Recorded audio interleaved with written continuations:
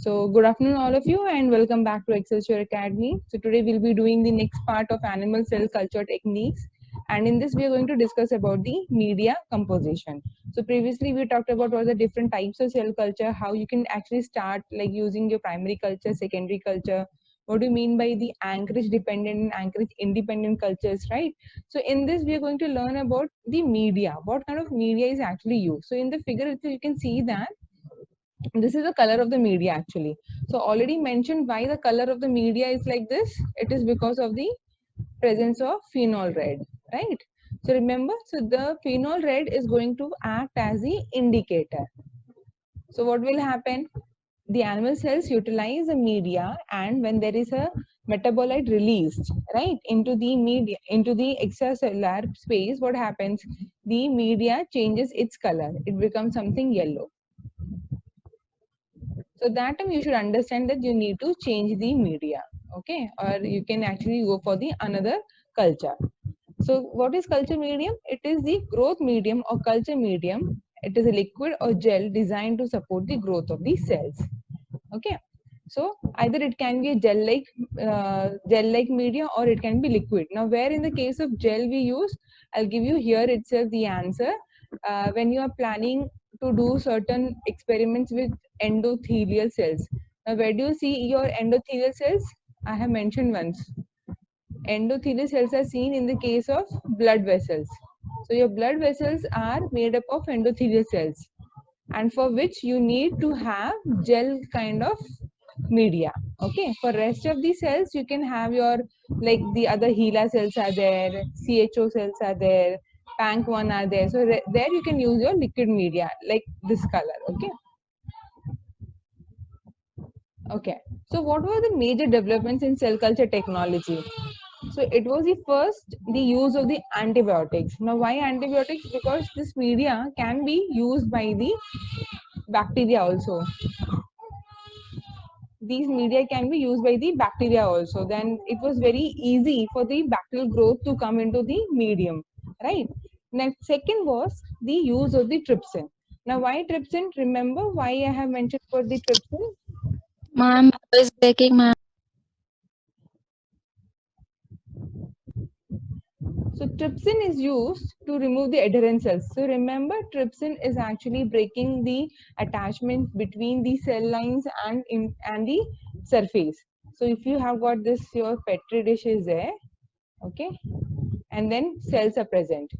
So cells are adhering to the surface of your media. So this adherence is actually removed or cleaved by the trypsin. Now, finally, third was the use of chemically refined media. So initially, it was used by the natural media, in a sense that, suppose, for example, I want to grow the plasmodium, malarial plasmodium I want to grow. Okay, so initially the defined media was not there. Defined media means you already know the composition, like this much glucose or this much of growth factor should be present. So what we used to do, we used to take the blood from our own samples, like we will take the blood from our own body, like whoever is doing, and we will be feeding into the plasmodium. So whoever was working on the plasmodium, let us say example malarial plasmodium, plasmodium falciparum. So for this the media will be your own blood actually. So every week you need to take out around 100 ml of your blood, and you have to use it as the media. So that was not actually ethical. Okay, but initially there was no chances, like there was no options were there, but now it is possible, because there are certain media you need to add these many compositions and the media is ready. There are few people, like wherever the money is a problem, the funds are problem, they are still using their own blood to carry out the plasmodium culture. Okay, so there are two types: natural media and artificial media. Natural media, so you have got the biological fluids, like how I mentioned now about the blood. So your plasma, serum, human placental cord, some amniotic fluid, all these can be used as the media, so depending on what kind of culture you are growing. Then the tissue extracts, so you can take the liver extracts itself, or tumor extracts, bone marrow extracts of the bovine embryo or the chick embryo. And the clots. Now, if you want to study on the clots, like how the different cells are coming near to the wound area, so all this in order to study the migration studies, like the cells need to move, right, from one place to another. So you know that the WBC, monocytes, lymphocytes, whenever there is a cut or injury is there, so they move from one place to another place. So this migration studies can be done using these natural media.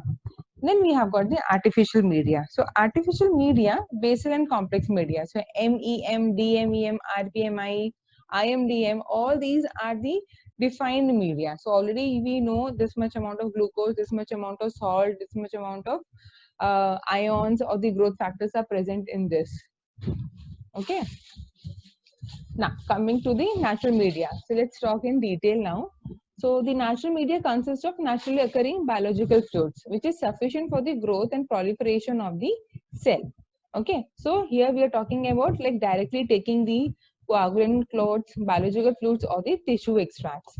Now this media is useful for promoting cell growth and there are different types. So already we have discussed. Okay, so coagulant clots are there, biological fluids are there and tissue extracts. So now, plasma, which is separated from the heparinase blood from the chickens. So, heparin is why? So that it doesn't clot. Okay. And other animal is commercially available in the form of liquid plasma. So, you know how to separate the plasma from the blood. So, removing the blood means you're removing the actually RBCs. So, whatever is left is the plasma. Now, the biological fluids, it will include anything. It can be a plasma, it can be serum lymph, amniotic fluid, insect hemolymph, fetal calf serum, etc. Now, for our study purpose, we use FBS. So, that is fetal bovine serum we use plus our media like MEM media. So, whatever we have discussed now. Okay. So, I'll tell you now itself that we use around 10% of FBS, fetal bovine serum. So that is the defined composition of the media used to carry out animal cell culture. Okay. Then again the tissue extracts, this we have discussed. Yes. So we have serum containing media, serum free media, chemically defined media and protein free media. Okay. Now in case of serum containing media, this is mainly used in the labs. Now, if you want to do any other like alteration or any deviations you need to carry out to check whether the cells are able to grow in the absence of serum, then you can take such media. Or what you can do is, suppose you're using MEM media, okay, it is called Eagle's medium. Now, if it is you're using this media, you just don't have to add the serum. Actually, we add serum on the top of it when we are making. So it is 10%. A chemically defined medium, protein free medium, they are very specific for each type of cells. So whenever you're working or you're buying the cells, so they'll mention like from which kind of media you're supposed to use. Okay. For example, there are certain cells called THP1. It is the initial stage of the macrophages. Okay. So for this, you're going to use the suspension media or the suspension culture. So in this case, the cells are going to grow on the cells on the medium surface. It is not going to get attached to the surface of the culture plate. Okay. Now, what are the essential things which are present inside the culture media? So first of all, what you have to remember is the 9 essential amino acids. So what do you mean by essential amino acids? Which cannot be synthesized by the animals, right? So it has to be obtained from their diet. So in the case of culture also, in order to carry out the cell culture also, you need to apply these 9 essential amino acids, because as we cannot synthesize these essential amino acids, even the animal cells cannot synthesize. Okay, so you need to provide all these 9 essential amino acids into the media. So what are those? Histidine, isoleucine, leucine, lysine, methionine, phenylalanine, threonine, tryptophan, and valine. Okay. Now, there are in the intact animal also, the 3 amino acids are synthesized by specialized cells. For example, let us say that if you're working with the liver cells, they can make tyrosine from the phenyl, and both liver and kidney cells can make glutamine. So once you know that the liver cells and the kidney cells can make tyrosine and glutamine, then no need to add this into the media. Okay, so all these prior information is required when you're designing any media for your animal cells. Now, the other essential components of a medium for culturing animal cells are the vitamins. Of course, since we all just imagine that you are also using your own, just imagine the way you need the supplements or the growth, right?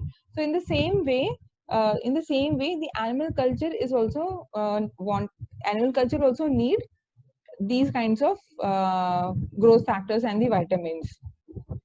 Okay, just stop me in between. Okay, if suppose something is not clear.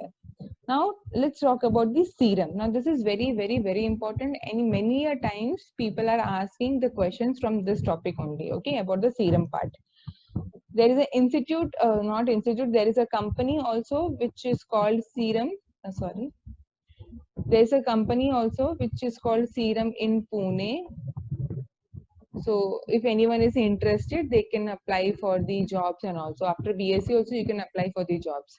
Frankly speaking, but if you go after BSc for the jobs, it is not that much worth, okay, because your promotion and the increment in the salary will be very slow. So it's better at least complete your MSc and then go for jobs. Okay. So serum, it is a mixture of hundreds of proteins and contains various factors which is required for the proliferation of the cells. Now, what kind of factors they're talking about? It can be your hormones like insulin, which is required for the growth of many cultured vertebrate cells. Transferrin. What is transferrin? It is an ion transporting protein which is required for the incorporation of ions by the cells in the culture.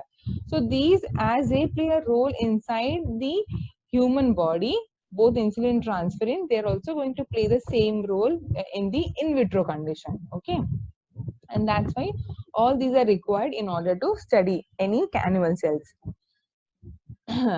Now, although many animal cells can grow in a serum containing media such as Eagle's media, they still require specific protein and growth factors which are not present in the serum. For example, the precursors of RBCs, which require a hormone called erythropoietin, and lymphocytes, T lymphocytes of the immune system, which require interleukin. So these are not present on the system. Okay. So what you have to do? Additionally, you need to add. So whenever planning any research or any practical, you need to know that whatever cells you are working on, whether they required additional precursors or any growth factors or not. Okay. Now, these factors, they bind to the receptor proteins that span the plasma membrane of the cells, signaling the cells to increase in size and mass and undergo cell division. And this is how your animal cells in 24 hours going to become double. Okay, so we'll also talk about the growth curve, like how in the case of bacterial cells you have got the growth curve. In the same way, in the case of animal cells also there is a growth curve. So what are the basics of growth curve? Who can tell me? So first we have got the lag phase, right? Then what comes? The log phase, and then comes the stationary, right? And after stationary you can also call the death phase. Am I right? Lag phase, log phase, stationary phase, and the death phase. Similarly, in the case of animal cells also, this kind of graph we are going to study. We are also going to study about the growth kinetics, like how we have studied in the case of microbes. Okay. Now, this is something, if possible, please remember, because sometimes they ask during the interview. So, an interview means, okay, of course, not required for your MSc entrance, but yeah, if after MSc you're planning to go for PhD or some other job interview, then they might ask such questions. So, what are the essential amino acids? We have already discussed 9 essential amino acids are there. Now, look at the concentration at which it has been used, all around 10 raised to minus 4 to 10 raised to minus 5 molar. So it is required in very less amount. Then vitamins like choline, folic acid, nicotinamide, pyridoxal, thiamine, etc. Salts, Na plus, K plus, calcium. So these are the basics which are required, and glucose. So maximum thing which is required in abundant amount is the glucose, that is your around 0.9 gram per liter, and dialyzed serum around 5 to 10% of total volume. So as I always mention, the serum whatever we are going to use, it's going to be 10%. Nobody uses more than 10%. Even if it is in the abroad or India or anywhere, nobody is using more than 10% of the serum. Okay. Now, This is the defined serum free media. So once you know that what all the concentrations are there, then you can use it and you can make it in the lab also. So amino acids and vitamins, as already mentioned in the previous one, then what are the other additional factors are required? So fatty acids are there, nitrogen compounds are there, carbon source along with the glucose you need pyruvate also, then trace elements like cadmium, manganese, molybdenum, then the growth factors like insulin, fibroblast growth factor, transferrin, this which we have discussed. Okay. Now what are the advantages of serum in cell culture medium? So the serum has basic nutrients which are present either in the soluble or in the protein bound form. Okay, so for examples like insulin, transferrin, which already we have discussed, right? What are the growth factors required, like platelet derived growth factors, transforming growth factors, epidermal growth factors, etc. So all these growth factors, these hormones are going to help in the proliferation of the cells which we are going to study. Now, coming okay, and then whatever it also supplies protein which helps in the attachment of the cells. Now, this is very important because you need to remember, you need to understand that whenever cell is there, whenever cells are there, they get attached to the plate, right? Now, if suppose when you're adding the suspension, like from primary culture, you're transferring to the another plate, right? So that becomes your secondary, correct? Now, whenever secondary is there, initially they will be suspended on the top of the medium. Now, slowly, it has to go to the bottom and start getting attached.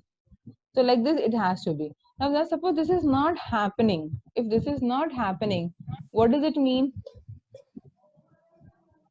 If the cells are not able to attach, what does it mean? It means that the cells are not able to use the media or the cells are dead. Okay, so if you don't see any attachment of the cells in 24 hours, if you don't see, it means that your cells are dead. Okay, then you have to repeat your experiments again. So 24 hours is the cycle in which you should see. Now how are you going to see? So whenever you focus, normal your 10x or 40x microscope you can use. Okay, now what you have to do is you have to focus the surface of the plate. Now on the surface, when you focus, then you can see very nicely beautiful cells which are attached. Okay, if you don't see anything, then the plate is going to be empty. So then you have got all the minerals. Now it increases the viscosity of the medium, which provides protection against mechanical damage during agitation, aeration, or suspension culture. So that is also important in the case of suspension cultures. It provides appropriate osmotic pressure. Why? Because it has got the appropriate amount of the proteins, glucose present in the serum, right? So this is going to help. Now talking about the disadvantage. What are the disadvantage? The first disadvantage is that it is costly. It is very costly actually. I'll tell you now itself, only a 500 ml, that is half liter of FBS, it costs around 98,000 rupees. Okay, and this one time when you use it, almost, if you're using, we are making how much at a time? We are using so many plates are there. So at a time we are using 500 ml. Okay, so to which we add 10% of the FBS. So what will be the 10% of this? It is going to be 50, right? Right, correct. Are you getting the point? Yes, ma'am. So it is going to be the 50 ml. So how many reactions or how many times you can use? Only 10 times. So if you have got so many cultures, then the entire FBS is gone. And the problem with FBS is that if you open the FBS, you need to keep it in the freeze condition. Okay, in the ice form, you have to keep it. Otherwise, it will get spoiled because it is full rich in protein, so that there might be chance of bacterial contamination. So whenever you're using, you have to thaw. Okay, you have to bring it to the room temperature, then again keep it back into the normal freezing condition. So in this freeze or condition also, the serum goes bad. So what we do, like as a practical knowledge, I'm telling you, whenever you work with FBS, take FBS and make small packets of FBS. like 50 ml, 50 ml, 50 ml, and then freeze it. So whenever you're working with the culture, just take one vial and use it and finish it off. So rest all are unaffected, right? So in this way, you can store FBS for longer time. Otherwise, what will happen? Again, freeze thaw, the entire FBS will go bad. And it's not only you in the lab who is working, entire lab will be working. So you need to think and work in a practical way. Okay. Now, one more problem is about the variations. So if you Ma'am, go, what is FBS? yes, repeat. What is FBS, ma'am? FBS I mentioned a fetal bovine serum. Fetal bovine serum. So what we use in the so what we're talking about is about the serum. So in the lab or the company which provide is the fetal bovine serum, and that is very expensive, right? Because so many calves are being sacrificed to get the serum. So that's why it's very costly. Now, second point is about the variation, that is batch to batch. So what happens is that you have bought the FBS from one company at a time. So suppose 5 bottles you bought. You did your experiments, it got over, and you're getting very good results. By the time you take the another lot, another 5 bottles, the problem is that the results which you get from this batch is not going to match with this one. So what is happening? Again, you will get inconsistent results, and because of which what will happen is that whenever you're changing the serum, you need to again standardize you're going to standardize your you're going to standardize your results again and again. So that is a problem. Okay. Then the contamination. So as I said, since so much proteins are present, so there will be a chances of contamination with virus, fungi, bacteria, and the mycoplasma also.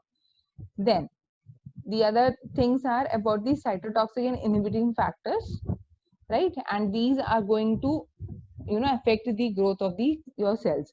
Then the downstream processing. Suppose if you are working on the proteins which are being released by the animal cells into the media, serum itself is having so many proteins. So suppose you want to purify certain proteins, and if it is released in the media, what happens? Along with the serum media, your protein of interest is getting mixed. So when you start doing the purification of protein, it is going to create so many problems, because so many proteins will be present, and you know that carrying out all those homogeneous preparation, and then the dialysis, ammonium sulfate precipitation, chromatographic techniques, everything, it will take time.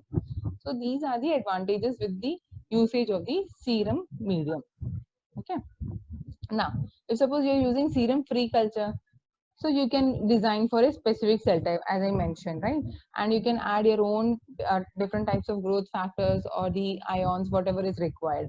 You can also decrease the variability from batch to batch, and downstream processing will also be minimized because there is no serum. So serum proteins are not there, and that also reduces the risk of the microbial contamination.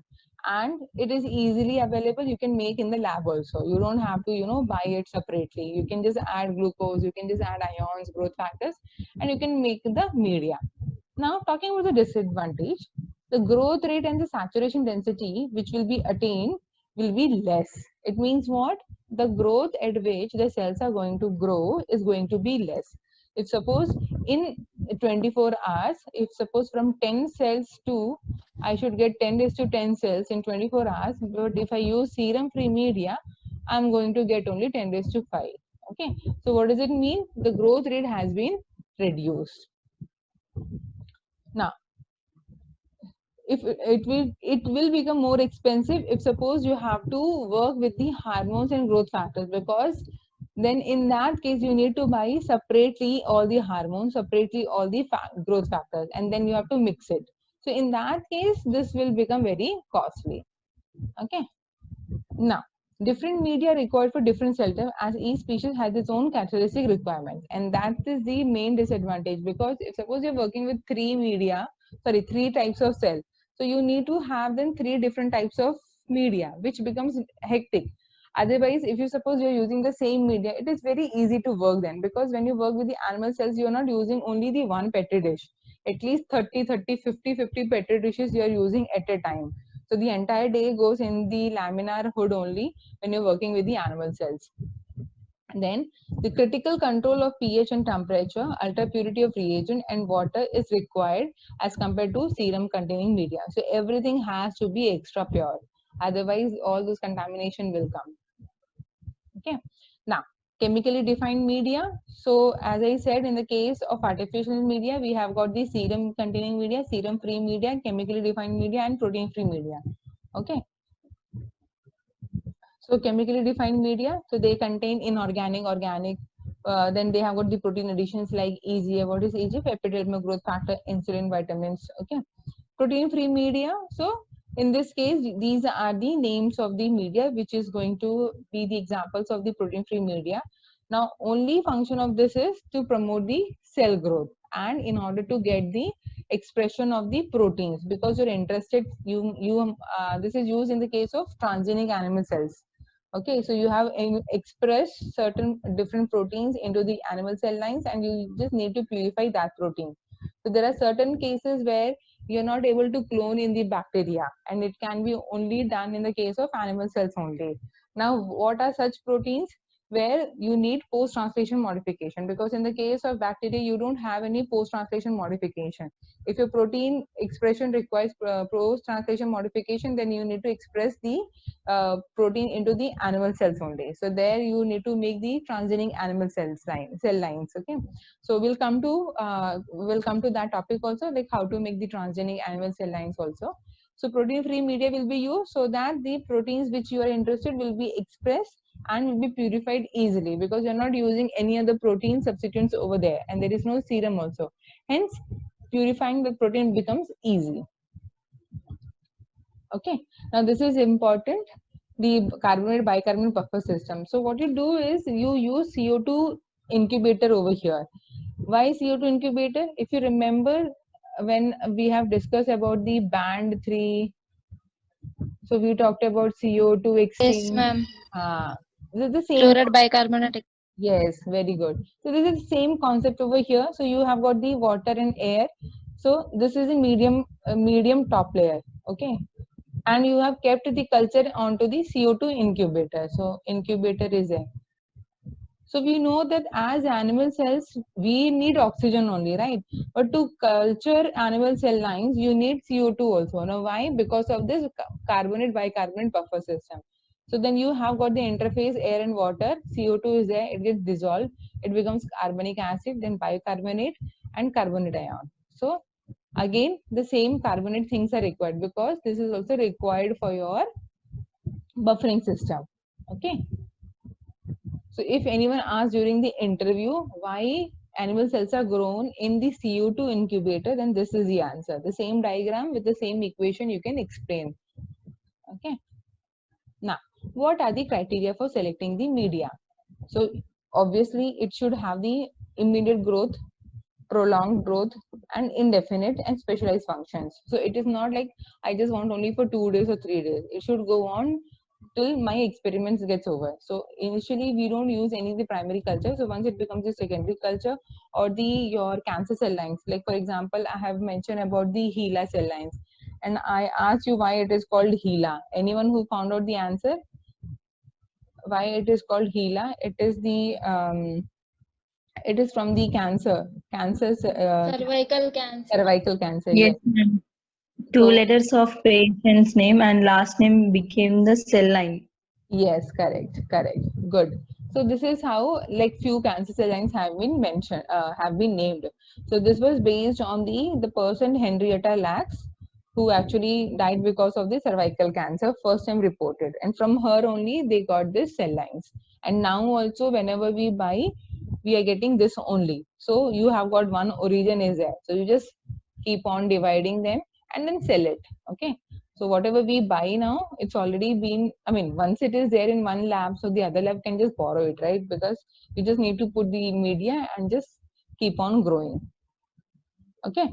Now, so initially we start the animal cell culture using MEM media, and in the case for suspension, it is RPMI 1640 media. Don't worry, nobody is going to ask you the full forms. Nobody is going to ask. So don't worry about it. So basically in the lab, you will have the EM media or DMEM media. So I have worked with DMEM media and both are looking same only to me. in the color wise. Now, so these are the common media and their applications. So you can just go through, but as such not required. Like for the knowledge only, I have just mentioned this in the table form. So whenever you work, you actually get all this table. So when you are buying any cells, for example, you're buying HeLa cells. If you're buying from me, so I'll give you all the details, like how the morphology looks like. Of course, HeLa is from the human species. So in which medium I have kept the cell. So whenever I'm giving you the medium, I'll give you the details also. Please grow this particular kind of cell in such media. And then what are the application you can study for the tumorigenicity and virus studies. So all these details you will be provided whenever from anywhere you're buying the media. Okay. So yes, so as we have already discussed that what are the criteria for selecting the media. So all these growth factors, binding proteins, everything should be there, right? And then the antibiotics.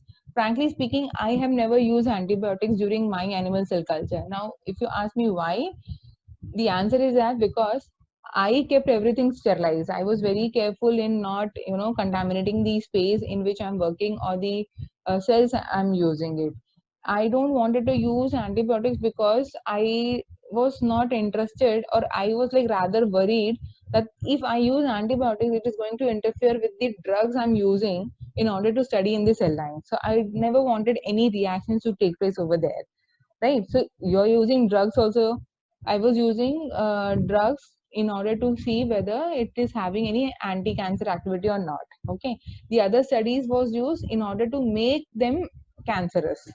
So if suppose these drugs I'm using along with the antibiotics, so there was chances that the antibiotics might react with them or something can happen.